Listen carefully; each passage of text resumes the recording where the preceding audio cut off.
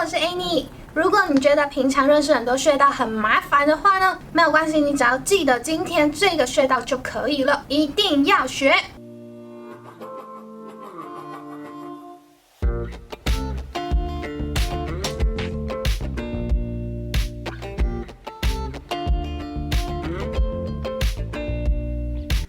我是 Annie， 如果你还没有订阅频道的话，记得帮我按下订阅跟开启小铃铛。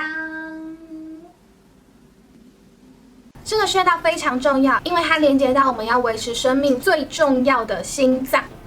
那除了心脏之外，它对于五脏六腑也多多少少有一定的功效。而最重要的是，在危机发生的时候，还有可能是我们自救的重要方法。那这个穴道就是内关穴。什么样危机出现的时候需要它呢？像是气喘、心绞痛，甚至呢是心肌梗塞发生时，这种一不小心就有可能会致命的状况。首先，你第一个要做的就是立刻叫救护车。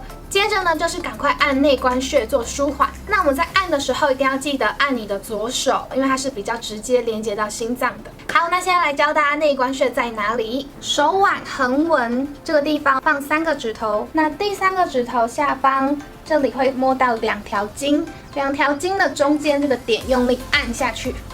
按下去之后呢，手腕再搭配上下摆动，你就会感觉到这个地方非常的酸痛。